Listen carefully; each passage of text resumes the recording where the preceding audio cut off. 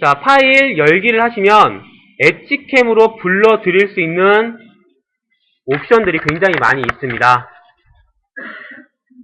폴더 안에 들어가 있는 확장자라던가 뭐 다른 툴에서 쓰고 있는 프로그램 모델링 같은 경우에는 여러 가지를 좀 확인을 하실 수가 있어요. 그 중에 여기 IGS 파일도 있겠죠. 요 test.igs 파일 방금 기능부 학생이 하나 그렸습니다. 열기를 누르시면 자, 가장 먼저 IGS 삽입하기라는 게 있어요.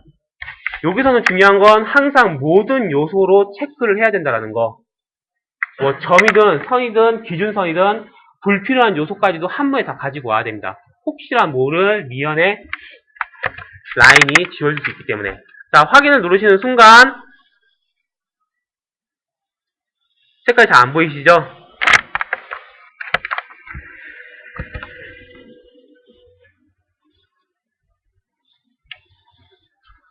자, 순간 지금 모델링이 딱 라인이 불러져 와 있습니다. 오직 라인이에요. 아까 오토캐드라던가 다른 툴에서 혹시 리미트 설정을 하지 않고 작업을 하게 된다 그러면 아까는 여기 사각형 여기 부분이 있었죠.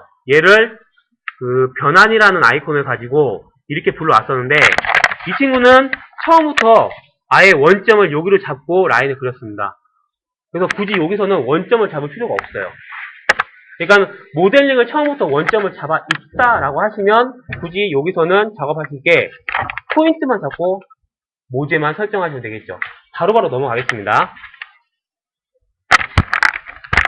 자, 요 창에서 등각도를 보실 수가 있습니다. 클릭 후 등각도를 보시면 모재 두께값이 22였습니다.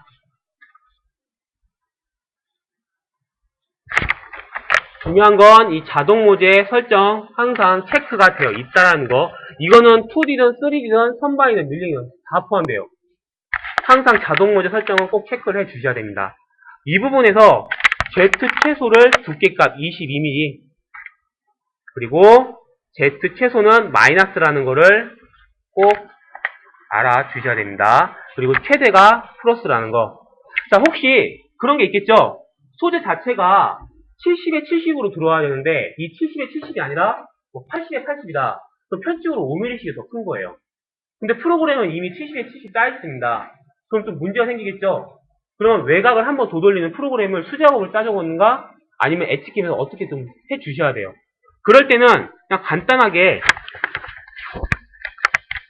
여기다가 플러스 5mm만큼만 입력을 해주셔도 상관은 없습니다. 5mm가 더 퍼졌죠? 이쪽으로. 그러면 원점을 잡은 상태에서 기계에서 세팅할 때 5mm씩만 플러스를 해가지고 작업을 해주시면 나중에 황삭 가공할 때 모재를 요 라인으로 인식해서 작업을 해주셔도 상관은 없습니다. 하지만 거의 그럴 일은 지금까지 한 번도 없었어요. 모재가 더 크다던가 그런 부분들은 한 번도 없었습니다. 그래서 항상 기능사 시험 기준으로 말씀을 드리는 겁니다. 항상 X와 Y는 항상 000으로 해주시고 Z 최소값은 22mm로 주셔야 된다는 거. 그리고 확인을 누르시면 이렇게 6면체의 와이어프레임이 보입니다. 여기서 렌더링 작업을 하게 된다 그러면 모재 렌더링으로 이렇게 확인을 해 주실 수가 있습니다. 자, 우선 첫 번째로 모델링 불러와가지고 두 번째 모재 설정을 했습니다. 세 번째로는 아까 드릴 작업하기 위해서 포인트를 클릭해 주셔야 되겠죠. 여기 점이라는 아이콘입니다. 점 아이콘 클릭, 그리고 이 원의 중심으로 가져가시면 이렇게 스냅으로 이렇게 잡히게 돼요. 스냅으로 잡히는 걸 클릭 엔터 누르시면 점이 하나 생성이 됩니다. 항상 또 아까 다시 한번 설명을 드리지만 엣지캠에서는 이 다음으로 넘어갈 때 항상 엔터를 눌러주셔야 돼요. 항상 뭔가를 선택 엔터 그리고 선택 엔터를 항상 머릿속에 항상 각인시켜 주셔야 됩니다. 자, 이렇게 작업을 하시고 나서는 더 이상 하실 건 없어요. 디자인 모드에서는 작업 다 끝났습니다. 원점 설정도 됐고 모재 설정도 됐고 드릴 작업할 포인트도 입력이 됐어요. 자, 그 다음에는 가공 모드로 넘어가겠습니다. 자, 가공 모드. 자, 클릭하시면 제가 두 가지만 설정을 해달라고 말씀을 드렸어요. 기계 타입은 밀링, 그리고 포스트 선택은 TMV40A로 해주시면 됩니다. 이거는 부산 자동차 고등학교 기계에 맞게끔 설정이 되어 있는 게 있습니다. 그걸로 쓰셔도 상관없고 아니면 이 TMV40A로 쓰셔도 상관은 없어요. 엣지캠을 하는 순간부터는 G코드를 아예 생각을 하지 마세요. G코드를 분명히 알아야 되겠지만은 G코드라는 개념 자체는 알아야 되겠지만 캠을 함으로 있어서는 절대로 G코드는 그냥 배제를 합니다. 오직 G코드는 그냥 플로피 디스켓에 넣는다라는 것만 인식해 주시면 돼요. 첫머리와 끝머리 다른 거 다 상관없어요. 오직 그냥 그 순서 그냥 넣어버리죠. 아예 생각하지 말고 RPM도 생각하지 말고 아무것도 생각하지 말고 그냥 캠만 생각하세요. 자, 확인을 누르고 자, 가공 모드로 넘어왔습니다. 자, 여기서부터 이제 드릴 작업, 그리고 외곽, 그리고 내측 작업을 합니다. 여기서부터는 좀 세부적인 기능도 몇 개를 좀 추가를 좀 할게요. 자, 가장 먼저 드릴 작업을 좀 해야 됩니다. 드릴 작업은 여기 홀 자동 가공 아이콘입니다.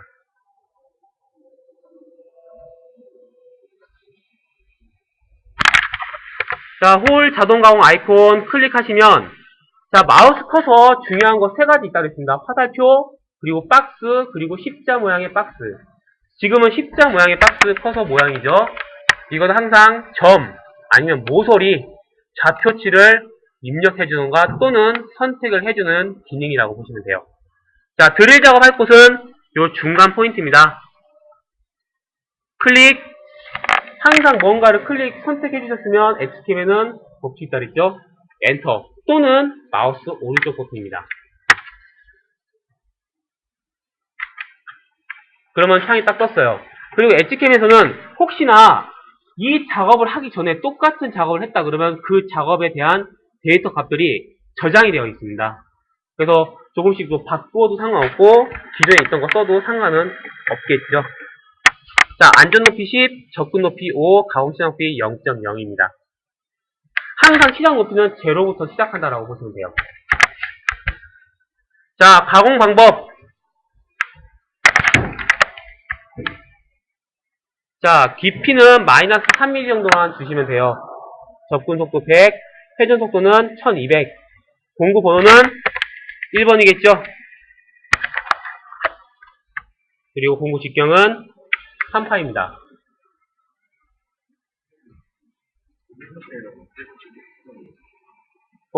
그래야지만 시뮬레이션에서 확인을 할 수가 있어요. 만약에 드릴 직경이 뭐 3이든 4든 5든 상관은 없어요.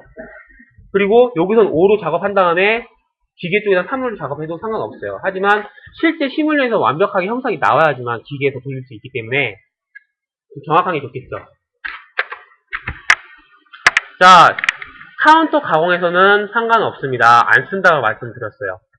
이 황삭에서는 마이너스 25점으로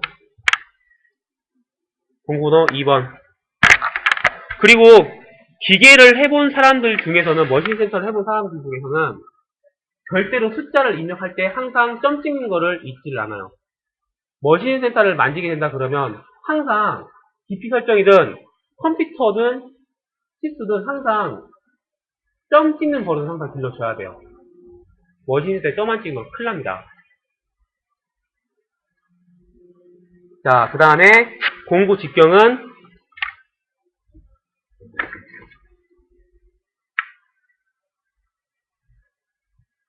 8파입니다. 드릴이 8파이네요. 그리고 자, 혹시 제가 너무 빠르면 말씀해 주세요. 자, 정삭 쪽으로 가보시면 사용 안함으로 되어 있고 절대로 그러니까 사용은 안 하시는데 혹시나 탭을 쓰신다던가 리머를 쓰신다던가 뭐 밀링 기능 같은 경우에는 M32 탭 같은 경우도 쓰기 때문에 좀 이런 리머 보호 같은 것도 써야 됩니다. 자, 여기까지 설정을 하시고 확인을 눌러주시면 이렇게 드릴이 생성이 되면서 라인이 이렇게 들어간다 라는 걸 보실 수가 있어요. 자, 밀링 홀가공 쪽에서 마우스 오른쪽 버튼 클릭하면은 시뮬레이션이라는 게 있습니다. 여기서는 엣지캠 창 자체 내에서 시뮬레이션 할 수 있도록 볼 수가 있는 거예요. 센터들을 찍고 드릴 이렇게 들어가면서 가공하는 거를 보실 수가 있죠. 실제 시뮬레이션 한번 보시려면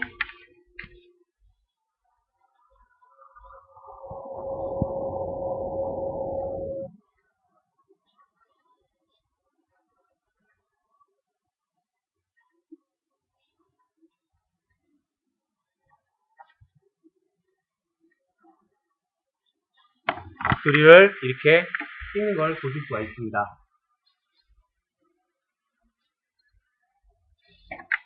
자, 여기까지 작업을 하고 나서 그 다음에는 외곽의 황삭 작업을 하게 돼요. 제가 좀 마음이 급해서 이거를 좀 캠 위주로 좀 하고 있는데 제가 시간이 좀 많이 남으면 여러 가지를 좀 많이 좀 보여드릴게요. 자, 홀가공하고 나서 이제부터는 황삭 작업을 하게 됩니다. 황삭 자동 가공이에요. 자, 클릭하고 나서 커서의 모양이 아까랑은 또 틀리죠? 라인 작업 아니면은 황삭 면, 선, 모델링 같은 어느 하나의 객체를 선택할 때 쓸 수 있는 기능입니다. 자, 요 외곽 라인을 잡아주셔야 돼요. 선택을 다중적으로 선택하시는 게 아니라 더블 클릭하셔가지고 외곽을 잡아주셔야 됩니다. 항상 라인이 떨어져 있으면 안 돼요. 항상 붙어 있어야지만 라인이 한 번에 체인으로 잡히게 됩니다. 학생들이 제일 좀 실수를 하는 부분들이 이런 부분들이에요. 혹시 이런 부분들이 떨어져 있다거나 아니면 이런 부분들이 떨어져 있다거나 조금이라도 떨어져 있으면 체인으로 딱 걸었을 때 이렇게 한 번에 나타나지는 않아요. 그러면 유지를 어떻게 돼서든 다시 한번 붙여주셔야 돼요.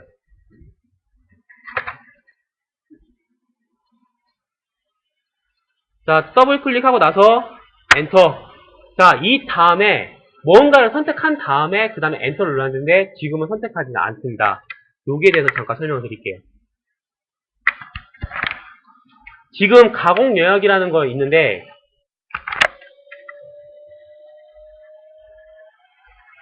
형상이 뭐 예를 들어서 이런 식으로 되어 있어요. 만약에 지금 가공 영역이라는 거를 요 외곽 라인으로 잡을 수는 있습니다. 잡지 않으면은 그냥 바깥으로 빠져나가지만 외곽 경계 라인을 요걸로 잡게 된다 그러면 공구가 요 안에서 맴돌아요. 이렇게 요 안에서.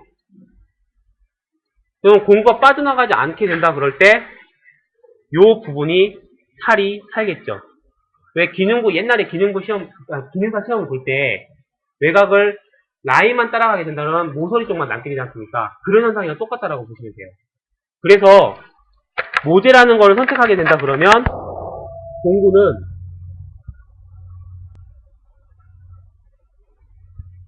이렇게 중심으로 인식하게 됩니다. 그래서 남을 양이 없겠죠. 그게 모재 선택을 하는 것과 라인을 선택하는 것의 차이예요.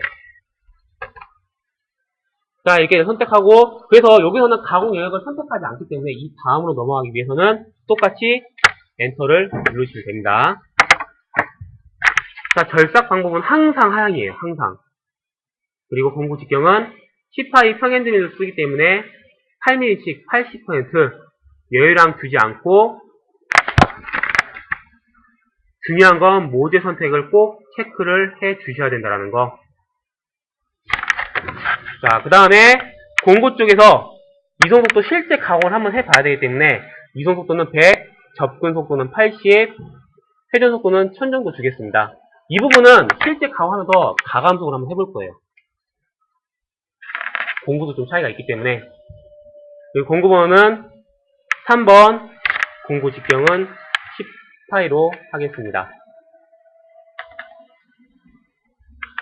자, 공구까지 하셨으면 깊이 설정에서 안전 높이 10, 그리고 시작 높이는 0. 가공 깊이는 절임량과 똑같습니다. 항상 똑같아야 돼요. 가공 깊이 마이너스 5, 절임량 5. 한 번에 5mm씩 먹고 그냥 돌린다라고 보시면 돼요. 자, 여기서 일반 쪽에서 모듈 선택을 체크를 하는 순간, 이제 다음으로 넘어갔을 때는 확인을 누르게 된다 그러면 모듈 선택을 해 주셔야 됩니다. 확인을 누르고, 모듈는 요 외곽 바운더리입니다. 더블 클릭, 그 다음에 엔터. 그럼 외곽이 라인이 쭉 생성이 됐어요. 만약에 모듈 선택이 안 되고 확인을 누르게 된다 그러면 이상하죠? 요 라인 안쪽으로 작업이 되게 됩니다. 요 라인 안쪽. 그러니까 모듈을 인식함으로 인해 가지고 요 바깥쪽만 가공을 하게 되는 거예요. 그래서 이 바깥쪽 시뮬레이션 돌렸을 때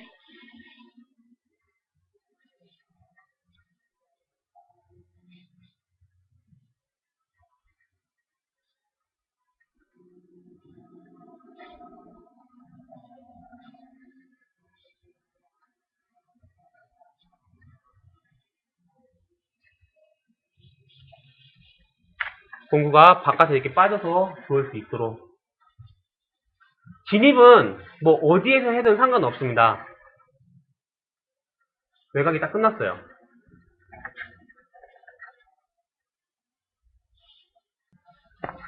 자, 외곽 작업까지 했습니다. 그리고 내측 작업을 한 번 더 해볼게요. 요 안쪽은 이 황삭 가공을 가지고 복사를 해서 사용을 할 수가 있습니다. 그래서 저는 이 왼쪽에 있는 황삭 가공을 컨트롤 키와 마우스 커서 왼쪽 버튼을 가지고 살짝 내려가지고 요 검은색 띠가 나왔을 때 딱 놓겠습니다. 살짝, 그리고 밑에 복사가 됐죠. 동시에 두 개도 이렇게 복사가 돼요. 4개가 됐죠. 이렇게 몇 개를 복사를 할 수가 있습니다. 그래서 밀린 기능 박스형 같은 경우에는 외곽 황삭 다 한 다음에 황삭 데이터를 그대로 복사를 해서 정삭 데이터로 그대로 씁니다. 그 데이터 내는 게 굉장히 빨라요. 자, 황삭 가공 더블 클릭, 그리고 다시 선택, 체크, 그리고 확인, 그리고 안쪽만, 외곽 안쪽을 잡아서 엔터, 그리고 다시 한번 엔터를 누르겠습니다. 똑같이 하향에 공구 직경 80에 여기서는 모듈 선택 체크를 꺼 주셔야 되겠죠. 왜냐면 요 안쪽 라인을 기준으로 그 안을 가공해야 되기 때문에 이 모듈 선택은 꼭 체크를 꺼 주셔야 돼요. 자, 기능사 시험 보실 때는 바깥쪽 황삭 작업할 때는 모듈 선택 체크를 해 줘야 된다는 거, 그리고 안쪽을 할 때는 체크를 꺼 줘야 된다는 거, 이거는 꼭 지켜 주셔야 됩니다. 공구 조건은 똑같죠. 중요한 건 깊이 설정에서 깊이 안전 높이를 가공 깊이를 3mm로 해주셔야 돼요. 여기서는 표준이 딱 되어 있네요. 깊이가 3mm로 되어 있는 게. 그래서 마이너스 3mm, 그리고 절임량 3mm. 그리고 나서 바로 확인을 누르는 순간 풀패스가 안으로 이렇게 쭉 나오게 됩니다. 그래서 여기서도 마찬가지로 시뮬레이션을 해보면 이렇게 헬리컬로 들어가게 돼요. 캠은 항상 안전하게 들어갈 수 있도록 절대로 수직으로 들어가지 않습니다. 3D 가공도 마찬가지예요. 항상 이렇게 수직으로 들어가는 게 아니라 항상 헬리컬 또는 대각선으로 진입을 하게 돼요. 근데 이런 부분들을 무조건 수직으로 들어갈 수 있도록 어떻게 보면은 공구를 속여줘야 된다는 겁니다. 자, 여기서 한번 바꿔보겠습니다. 바꾸는 방법은 다시 디자인 모드로 가서 이 점을 복사를 해요. 드릴이 끝난 지점으로 복사를 합니다. 자, 오른쪽에 변환이라는 아이콘이 있습니다. 아까 썼던 변환과 똑같아요. 변환 아이콘 클릭, 복사를 Z-22까지. 자, 그 다음 확인, 그리고 포인트를 이렇게 복사를 했습니다. 요거요.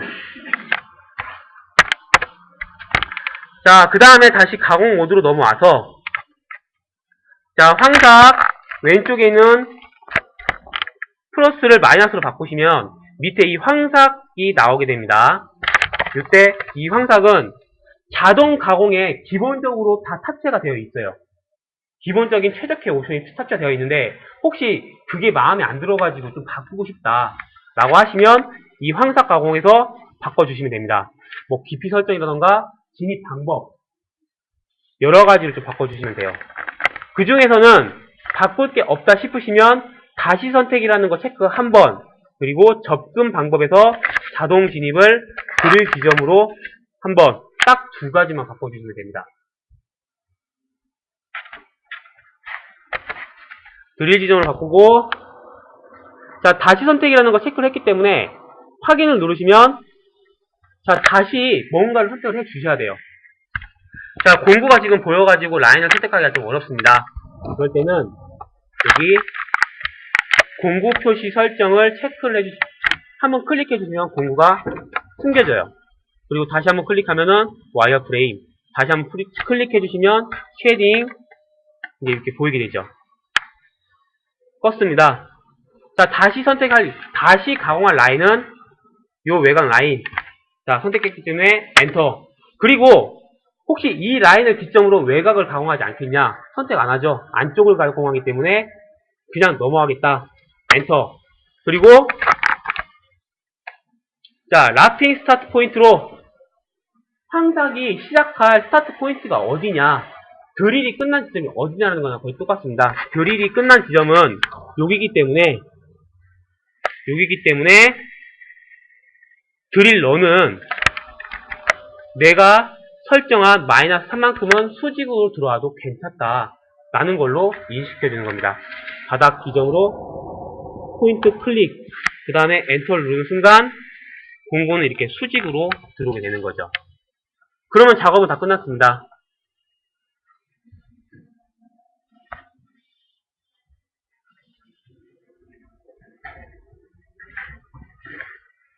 자, 시뮬레이션 해보면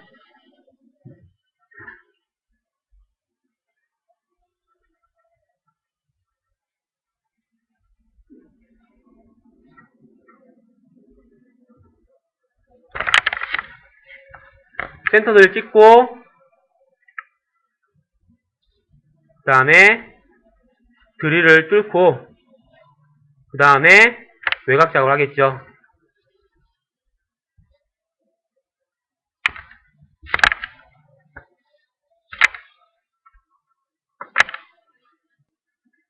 그 다음에 안전하게 드릴이 들어간 부분으로 수직으로 들어가서 가공을 하게 됩니다.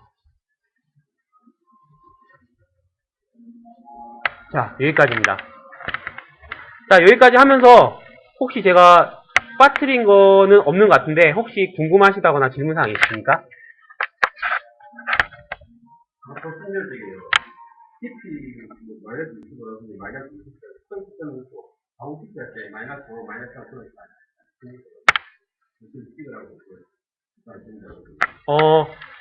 솔직하게 말씀드리면 엣지캠에서는 굳이 점을 찍으실 필요는 없어요. 만약에 뭐 20.5를 해야 된다 하면 무조건 점을 찍으셔야 되는데, 그러니까 캠에서는 굳이 점을 안 찍으셔도 문제될 건 없습니다. 근데 저는 좀 버릇이 되다 보니까, 만약에 밀링 홀 가공해서 접근 높이를 5를 그냥 저 같은 경우에는 그냥 5점으로 이렇게 찍는데 그냥 5로 쓰셔도 상관없고, 그리고 가공 시작 높이도 그냥 0.0으로 되어 있는 걸 0으로 해줘도 상관없어요.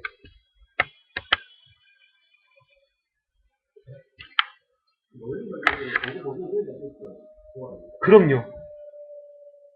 3파이면은, 예.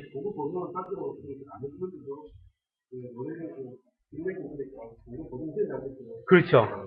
예. 공구를 10파이라는 거를 인식을 실제 줬기 때문에 그렇습니다. 만약에 10파이가 아니고 8파이다. 그럼 8파이로 바꾸시면 자동으로 8파이가 축소가 되면서 공구가 보정이 되는 거예요. 예를 들어, 이 황삭 가공 제가 공구를 10파이가 아니고 4파이로 바꾸게 된다 그러면 어떻게 되냐, 이렇게. 그러면 툴피스가 굉장히 이게 많이 나오죠. 그러니까 4파이라는 공구를 가지고 80% 줬을 때 이 정도 한 3갈래로 작업을 해야지만 이 영상이 나오기 때문에 자동 보정이 되면서 툴피스가 나오게 됩니다.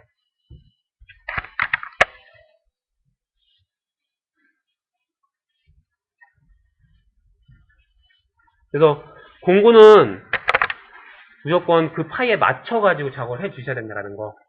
단, 드릴은 좀 틀리죠. 드릴은 무조건 뭐 고정 자체가 없기 때문에 그냥 뚫기만 하면 되지 않습니까? 뭐 좀 커도 상관은 없습니다. 되셨나요? 그럼 다음으로 넘어가도 되겠습니까? 우리에서는요, 공부, 가공선에, 내각선에다가 공부를 네. 동시에 넣었는지, 요즘에 그런 게 있어요. 한번 있어요. 공부 중심을, 예. 공부 중심을, 여지를 지나가지 않습니다. 예. 틀을 따라가겠습니다. 예. 모든 누가 공부, 장려하고 모든 두 가지가 바깥으로 가서 그런 게 있어요.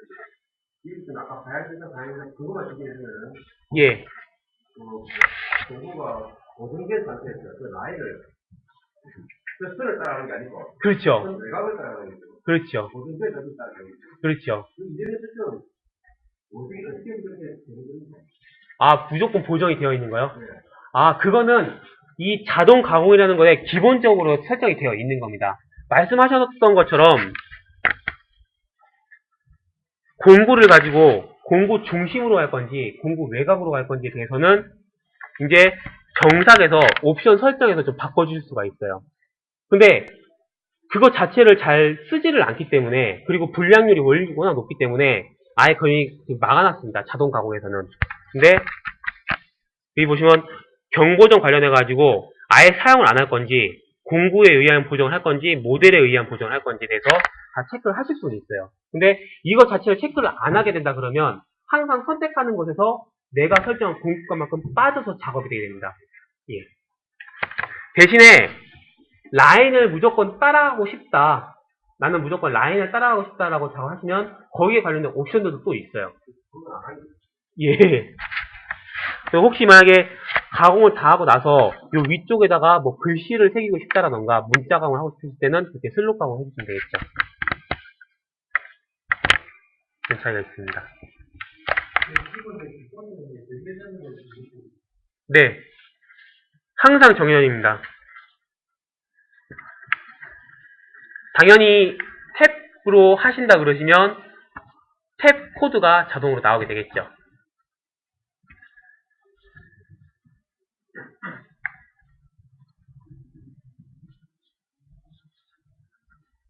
또 다른 거. 가운데 그 부분 나뉘는 게 있나요?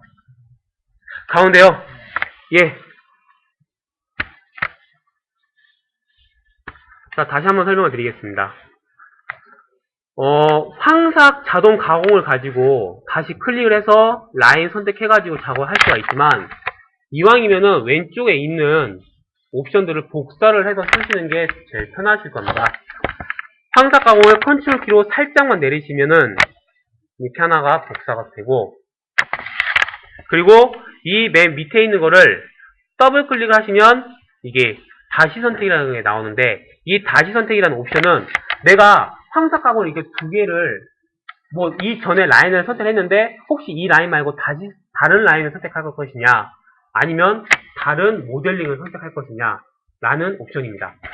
그래서 다시 선택 체크하시고 확인을 누르시면 뭔가를 선택하라는 커서의 모양으로 바뀌게 됩니다. 그때 이 안쪽 라인만 더블 클릭하셔가지고 선택을 해주시면 돼요. 그리고 엔터. 자, 그러면 이 라인을 선택을 했는데 이 라인을 기점으로 바깥쪽을 선택할 것이냐, 그러니까 공구가 이 공구를 기준으로 밖에서 돌아다니게 작업할 것이냐, 아니면 이 라인을 그냥 울타리로 인식해서 안쪽을 가공할 것이냐라는 걸 선택해 주셔야 돼요. 그러면 굳이 여기서는 바깥쪽을 선택하실 필요가 없으시겠죠. 그래서 가공 영역을 따로 선택하지 않으셔도 상관없어요. 그래서 이 상태에서는 다음으로 그냥 넘어가시면 됩니다. 그러면 우선은 공구 쪽에 대한 옵션은 똑같죠? 공구 쪽에 대한 옵션은 똑같습니다. 일반 쪽에서는 바깥쪽 모재도 설정하지 않기 때문에 모재 선택 체크만 꺼주셔야 돼요. 그리고 깊이 설정에서 마이너스 5mm를 3mm로만 바꿔주시면 안쪽은 자동으로 투표수가 이렇게 나오게 됩니다. 자, 여기서 바꾸실 게 이제 하나가 있는 게 공구의 진입을 드릴이 끝난 지점으로 바꿔주시는 거죠. 자, 황삭 가공 왼쪽에 있는 플러스를 클릭해서 밑에 있는 걸 더블 클릭하시면 두 가지만 바꾸시면 됩니다.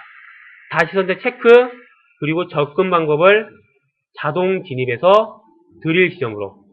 일반 쪽에서 다시 선택 체크를 해주시고, 다시 선택 체크 해주시고, 그리고 접근 방법에서 드릴 지점으로만 바꿔주시면 됩니다.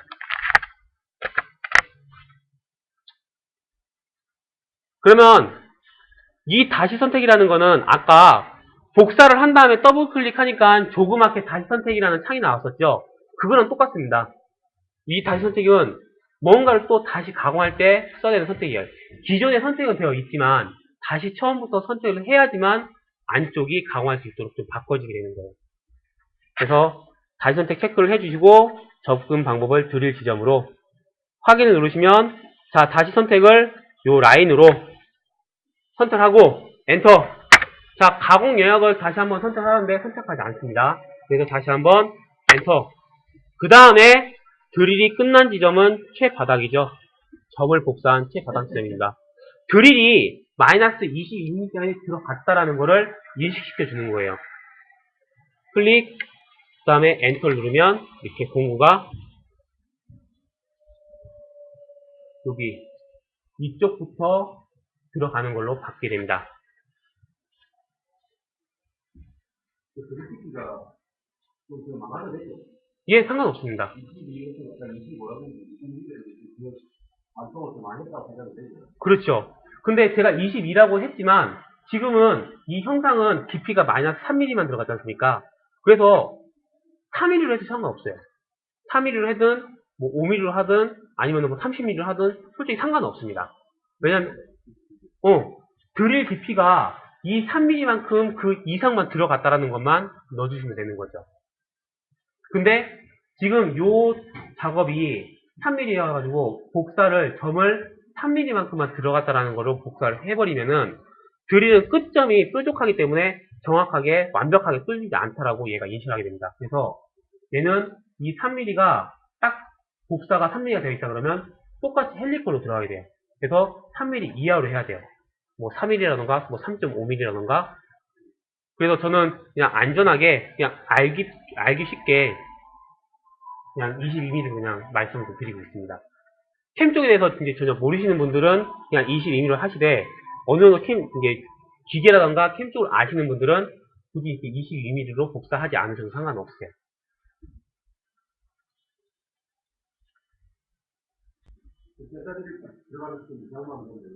그렇죠.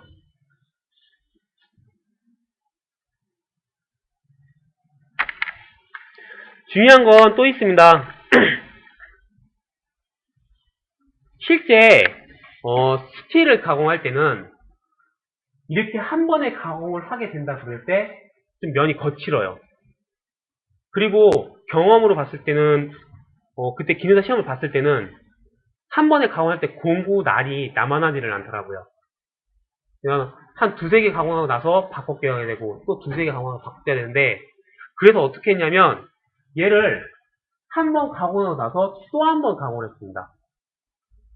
또 한 번 가공할 때 측벽으로 이 공구의 몇 퍼센트 정도 뭐 0.1이라던가 0.5 정도를 좀 남겨서 어떻게 보면은 외곽 황삭 가공을 하고 나서 정삭 가공을 한 번 더 돌리는 거죠. 그러니까 면이 굉장히 깨끗하게 나오고 공구도 굉장히 좀 많이 쓰이게 되더라고요. 물론 황삭과 정삭을 따로 해가지고 공구를 두 개를 쓰면 더 좋지만 공구를 그럼 풀 체인지를 해야 되는 번거로움이 있기 때문에 학생들이 그걸 좀 어려워하더라고요. 그런 부분을 수정하는 거는 어떤 게 있냐면 또 똑같이 황삭 옵션에서 설정하실 수가 있습니다. 요 위에 거, 요 아래 거 똑같죠? 자, 이 황삭 가공 플러스 클릭하시면 여러 가지가 좀 나오죠. 뭐 절삭률 온오프라던가 스팀들 정회전이라던가 여러 가지 나옵니다. 맨 밑에 이 황삭 가공에 기본적으로 설정되어 있는 것과 내가 설정한 깊이 값이라던가 피드가 다 들어가 있어요. 여기서는 황정삭 피치 자, 내가 황정사 피치를 이 공구에서 몇 %만 남기고 한 번 돌린 다음에 남은 것만 다시 한 번 돌리겠다. 나는 이 공구에 0.5%만 남기고, 5%만 남기고 나머지를 가공하겠다. 그리고 나머지 5%만 가지고 다시 한번 정석 처리하겠다. 라는 뜻입니다. 그러면은 물론 두 번 도는 거기 때문에 아까는 가공 시간이 6분이었지만 그 배가 되겠죠. 한 15분에서 20분 정도 걸릴 수가 있습니다. 한번 해보겠습니다. 황정사 피치 5%에서 놓고 확인을 누르게 되면 이렇게 툴패스가 두 줄이 되게 돼요. 보이시나요? 그러니까 요 두 줄, 이 간격만큼 남게 되는 부분만 다시 한번 가공하게 되는 거죠. 그러면 면이 깨끗하게 나오고 가공을 다 했을 때 이게 거스름이 이렇게 올라오지를 않게 되더라고요. 마찬가지로 요 맨 밑에 있는 안쪽 폭대 작업도 똑같이 이 황정사 피치에서 5%만 남기고 가공하고 나머지 5%만 정상을 하겠다. 그럼 이렇게 두 번에 나눠가지고 투페이스가 나오게 됩니다. 대신 가공 시간은 9분 정도가 걸리네요. 그래서 기능사 시험을 보실 때는 공구 하나로 하실 때 이렇게 황정사 피치를 좀 사용을 해 주셔야 됩니다. 그런데 3D 형상 가공할 때는 굳이 이렇게 뭐 옵션 설정할 게 별로 없어요. 그래서 전 세계에 있는 캠 작업자들은 2D 작업을 하는 게 가장 싫습니다. 그 중에 대표적인 예가 CD룸이에요. CD룸 같은 경우에는 캠 작업자가 가장 싫어하는 모델 중에 하나입니다. CD룸, 뭐 LCD 모니터, 뭐 요즘 나오는 뭐 PDP 그런 작업 되게 싫어해요. 대신에 세탁기, 뭐 캠코더 아니면 청소기 그런 게 캠 작업자한테 딱 걸린다 그러면 굉장히 좀 좋죠. 오히려 더 어려울 수가 있는데 캠 작업하기에는 쉽습니다. 모델링 작업하기 어려워서. 자, 여기까지 작업을 다 끝냈으면은 이제는 NC 데이터를 뽑으면 됩니다. 이 찾아보기라는 거는 내가 이 NC 데이터를 어느 폴더에 어떤 이름을 저장시킬지 경로를 설정한다라고 보시면 돼요. 찾아보기 클릭 후 바탕화면에 자, 기계는 항상 5라는 거 붙여야 되겠죠. 파나 OI이기 때문에 항상 알파벳 5가 들어가야 되고 숫자 4개가 무조건 들어가야 됩니다. 1, 2, 3, 4로 저장을 누르면